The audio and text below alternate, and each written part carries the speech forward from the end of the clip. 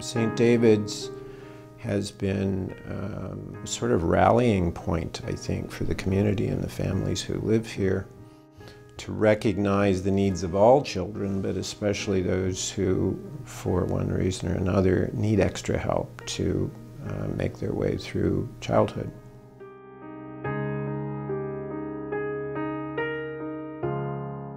We first found out that Leah had spina bifida when I was 20 weeks pregnant at a routine ultrasound. Before she came to St. David's, she was in a typical daycare. She wasn't progressing speech-wise and mobility-wise, and you know, a lot of the reasons why they weren't equipped and weren't ready to move her up a level was they had never had a child with a physical disability.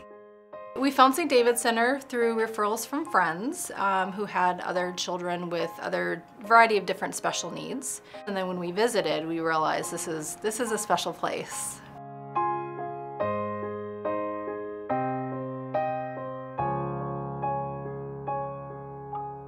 Leah is lively and so positive and happy.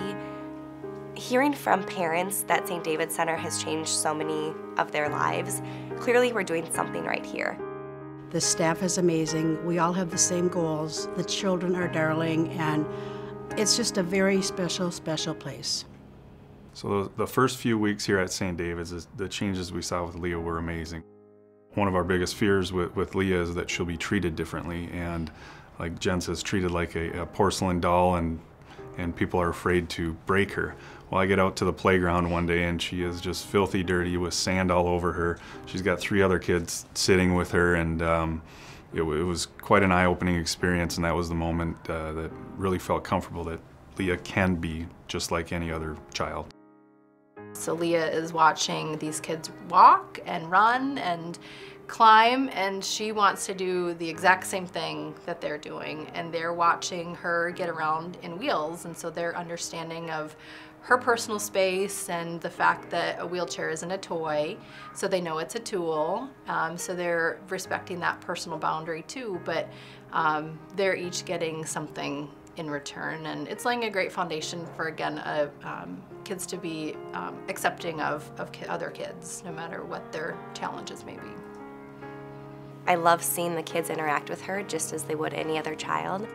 Being able to accept other kids, no matter what they're using to walk or move or anything like that, is so incredible. And so I really just am excited for these kids in this class and their future and how accepting they're going to be of everyone else.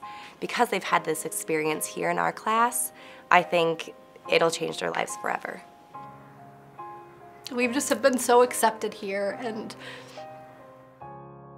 I know that's a unique situation for us, and so I'm aware of how lucky we are, because there's just no place like it.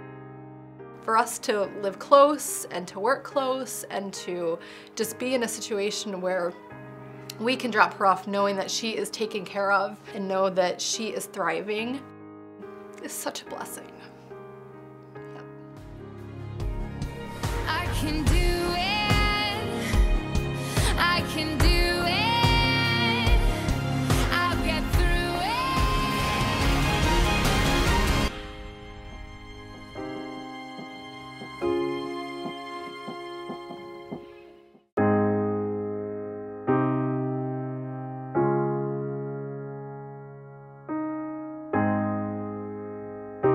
St. David's mission is to serve every child, and I take that every child seriously. And I think that means that we have to do work differently. We have to reach out into the community. We can't wait for that every child to show up at our center.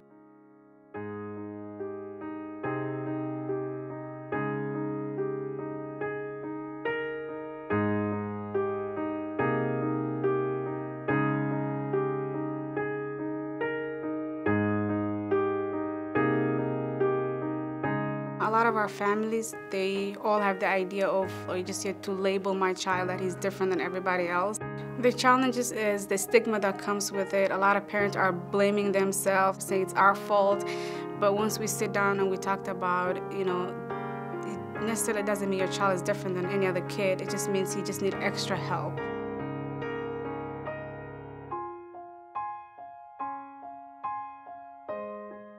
Being a Somali mental health practitioner, you have to like educate the parents because some of the parents don't know what autism is, or speech delay, or repetitive movement.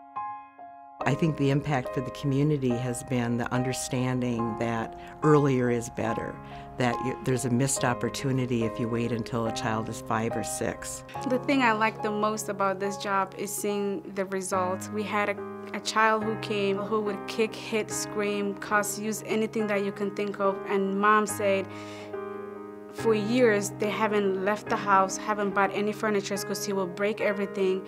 And for the mom to call me in tears, say, you know what, for the first time my child said, please, instead of just grabbing and running away. And so to me, that part is just, even if it's one child, that's, to me, it's a success. My life's work has been serving the underserved, looking for those pockets of children and families that are not being served well by the system, and figuring out how to tailor services so that it works for these families and these children. So having parents understand that we're not here to medicate your child, but we're here to like help your child grow as an individual and not become a child with autism, but a child who overcomes autism. I can do it. I can do it. I'll get through it.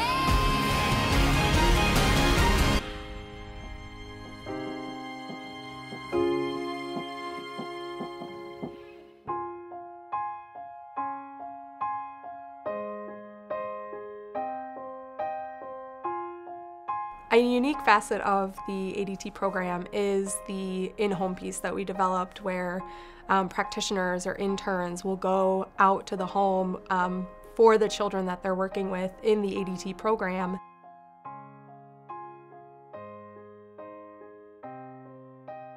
We first found out that Joey had autism when he was 4. In the beginning, Joey started with outpatient speech therapy. And then we moved into the autism day treatment program, and that was amazing. Amazing. It was great to find a place that had the answers when we really needed them. When we had Cubby's diagnosis, it didn't feel as overwhelming because we were at the right place. So we just got him right in to autism day treatment, and he got the help that he needed. For the Sumners, it's been a lot of sibling work between the two, Joey and Cubby, just really developing that relationship between them. And as they've gotten a little older and their interests have become different and become the same, how they can get along and really be the best brothers that they can be to each other. Pam's been very helpful. She's got experience with the boys in the classroom, which is something we don't, right? Because home behavior is very different from school behavior.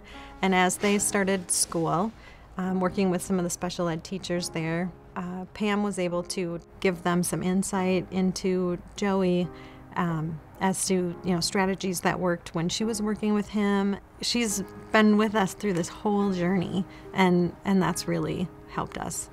When we first started, Joey wasn't talking. We weren't sure if he would ever talk or be able to,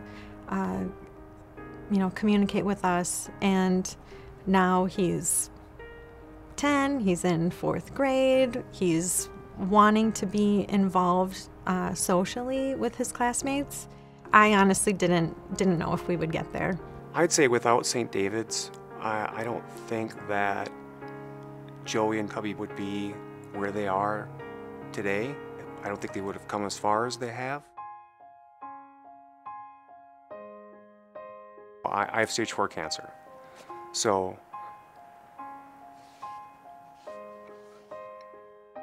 I was really worried about how the boys would be down the road once I found out I had cancer.